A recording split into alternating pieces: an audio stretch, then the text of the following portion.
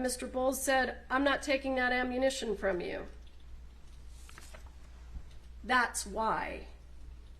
Because these are photographs from Hannah Gutierrez's cell phone extraction, and they show spot-on match for the live rounds found on the set of Rust. It would not have hurt the case, the state's case against Hannah Gutierrez. It would have been the best evidence I could have hoped for. Ammunition turned into the sheriff's office in the Rust case and not turned over to Alec Baldwin's defense team leads the judge to dismiss his case entirely. If this conduct does not rise to the level of bad faith, it certainly comes so near to bad faith as to show signs of scorching. Could this decision impact Rust armorer Hannah Gutierrez-Reed's conviction? Her attorney and an armorer are here to explain why they say it will. I'm Angenette Levy, and this is Crime Fix. The state's involuntary manslaughter case against actor Alec Baldwin collapsed in spectacular fashion last Friday. Baldwin had faced an involuntary manslaughter charge in the deaths of Rust cinematographer Halyna Hutchins back in October of 2021.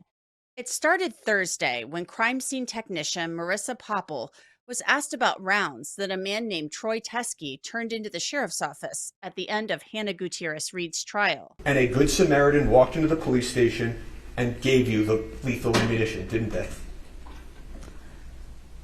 After the Hannah Gutierrez trial, there was an individual that came to the police station and stated they had ammunition.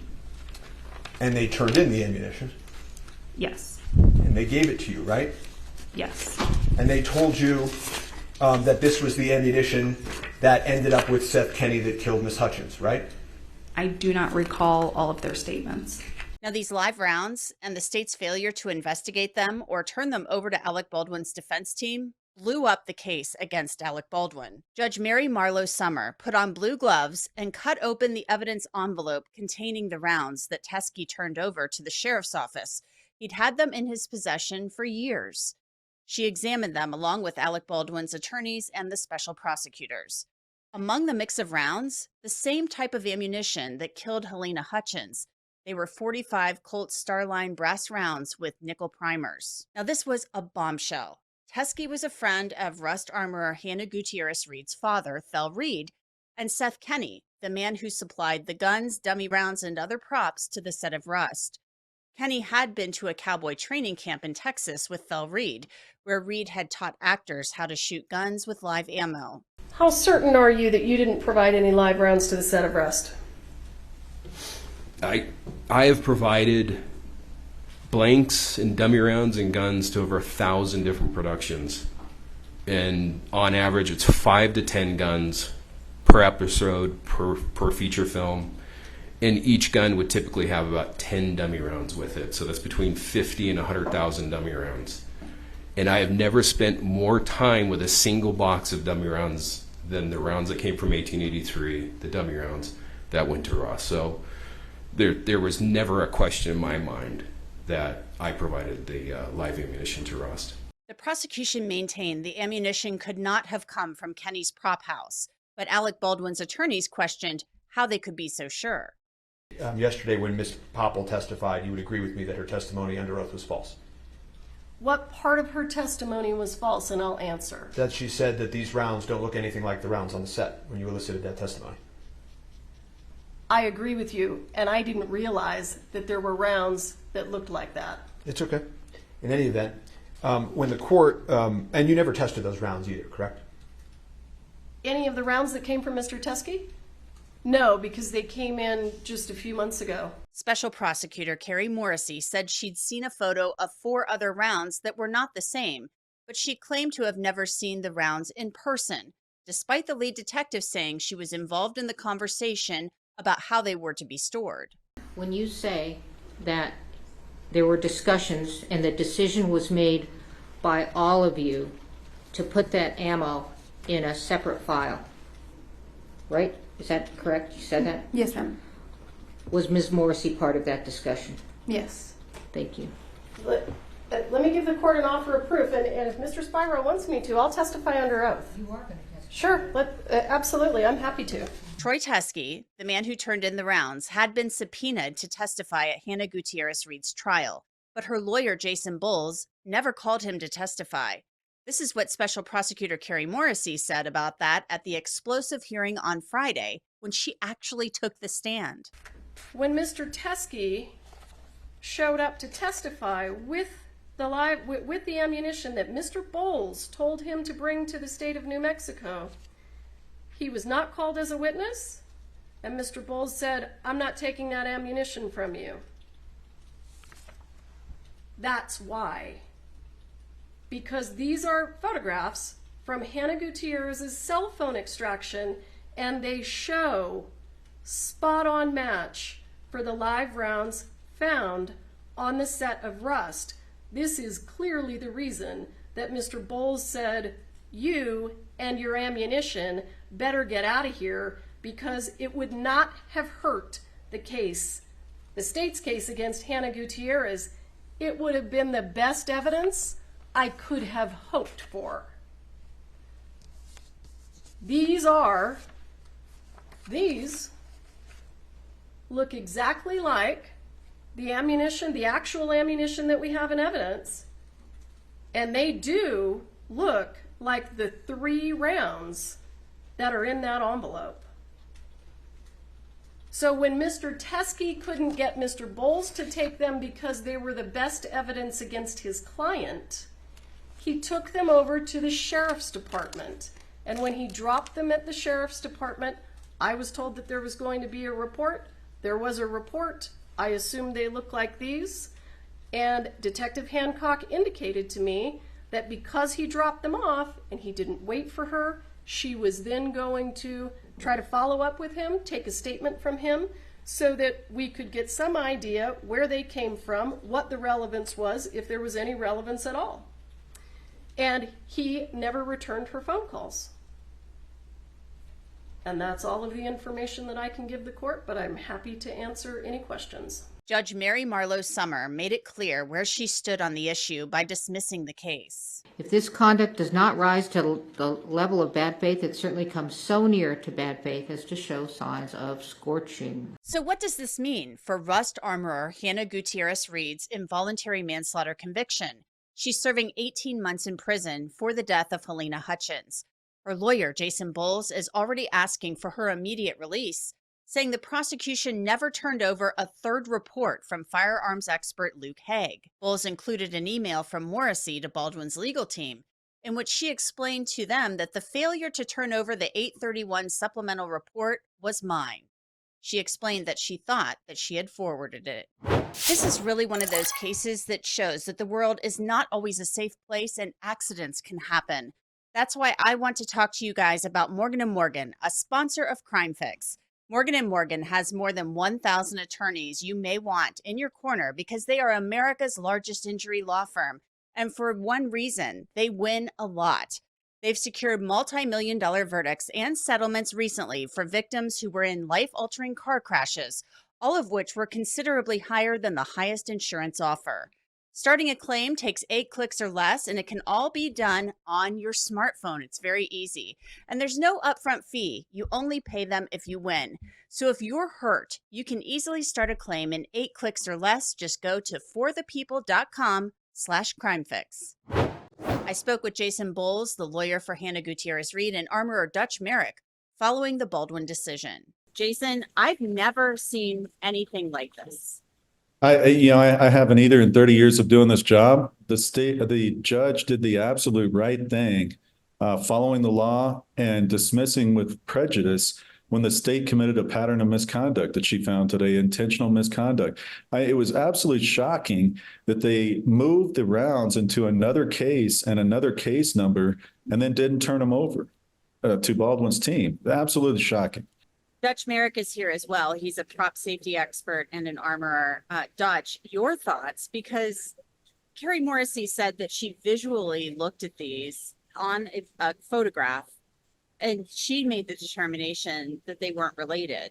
So your thoughts on that as somebody who deals with this type of thing, is that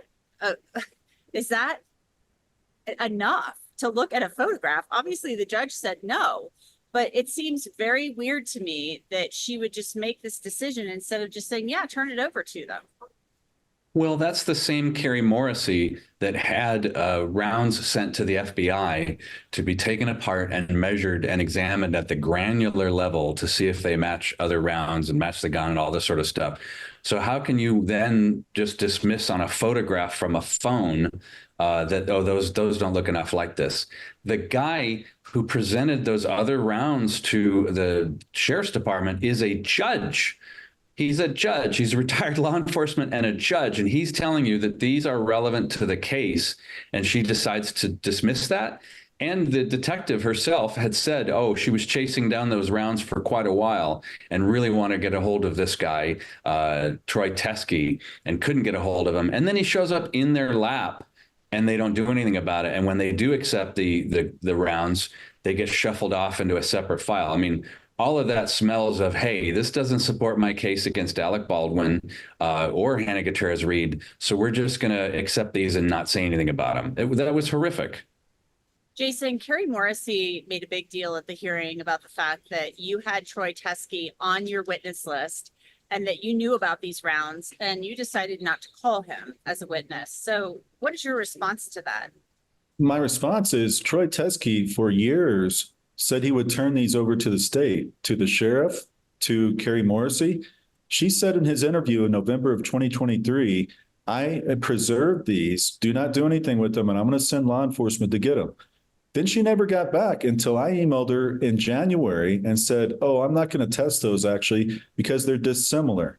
She wouldn't have told us that without me emailing her. And the reason why they didn't want to test them is because they could be exculpatory to Halyna Gutierrez-Reed. Well, by the time she got back to me, we couldn't do anything about them. And I did not see them physically until the trial. And then when we finally knew about it, they said the only thing we can do now is give them to the sheriff and hope they do the right thing and test them. And with the appeal, hopefully we can get this back and they'll exculpate Halyna because the state refused to do their job. They didn't want to learn the truth. So no, I didn't refuse them. I begged them to take them. I asked them to test them. I can't test them. The state needed to compare them at the FBI lab to the other rounds on the Rust set. That's what I was asking, to compare the powder to see if they match, but they refused to do it. So what does this mean for Hannah's appeal? I mean, you've already asked that she be released from prison because you didn't receive the August 31st, 2023 Luke Hague final report. So what does this mean? What happened today with Alec Baldwin? Does this mean something for Halyna? Are you filing something new? We are filing something Monday, and the judge said today there were discovery violations that are not repairable. I think that's the same thing in Hannah's case. There's the Hague report. We talked to Dutch about that. There is the interviews. There's interviews that weren't turned over of Seth Kenney and others. There's this new round information they never tested. There's several things we're going to be asking to dismiss based on. So you're filing another motion to dismiss based on what happened here today because you didn't know. Did you know about the Troy Teskey meeting with law enforcement and him turning over the rounds since he was one of your witnesses? I did know about that, and he said he was going to turn them over, and I thought that was a good decision to see if the sheriff would finally test them so they could help. I mean, that we can get to the truth because we have been asking for years for them to do that. Jason, do you think that the rounds came from Seth Kenney's PDQ warehouse? Well, I think the evidence shows that at trial. I think it connects. I think what came out today, it connects to the 1883 set, to that green ammo can. And the most likely explanation is where the state didn't want to look, which is that's where they came from. So that's what we said in trial. And that's what I'll say every time I'm asked, is that I think that's what happened. So Dutch, do you think that now there will be some testing on this? I mean, what would you see happening? Well, the one thing that everyone I know in Hollywood wants to know about this case is how in God's name live ammunition got on a film set for the first time in history.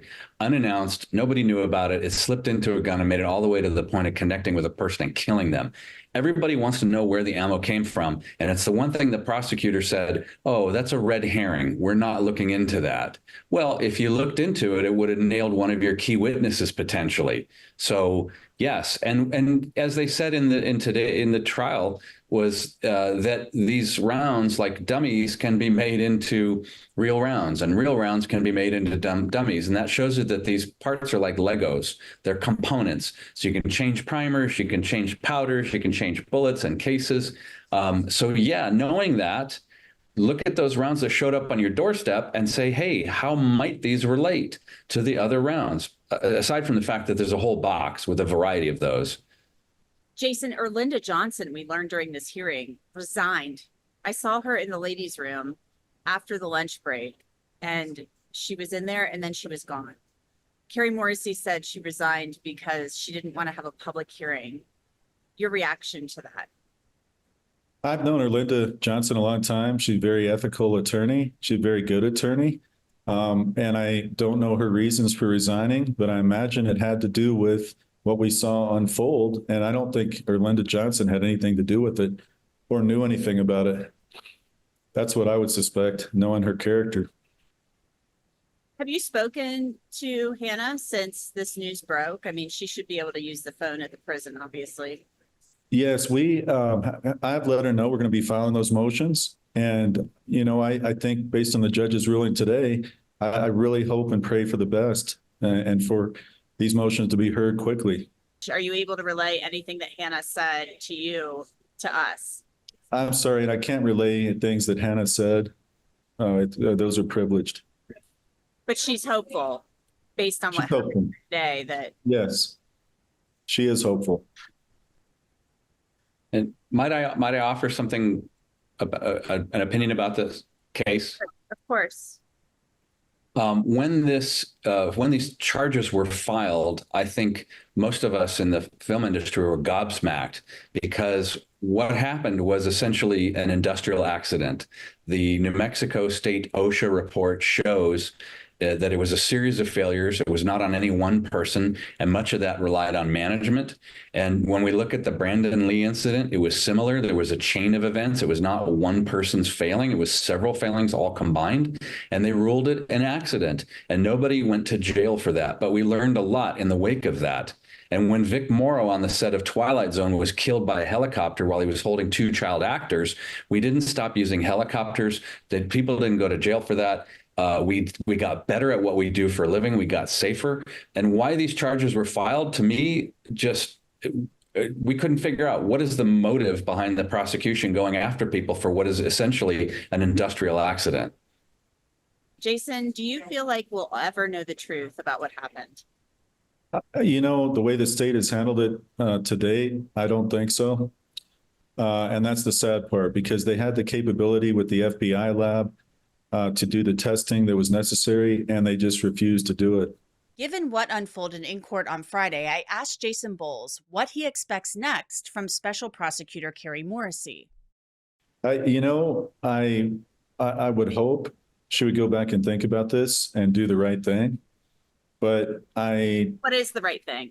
The right thing would be to agree that this motion we filed and the discovery violations that came out today and that we're going to present warrant a new trial and Hannah being out of jail. It's not fair. If it's not fair for one person, it's not fair for any of them. They committed the same misconduct in both cases. And I've now learned that Jason Bowles actually plans to file that motion sometime on Tuesday, possibly even Wednesday. That's it for this episode of Crime Fix. I'm Angenette Levy. Thanks so much for being with me. I'll see you back here next time.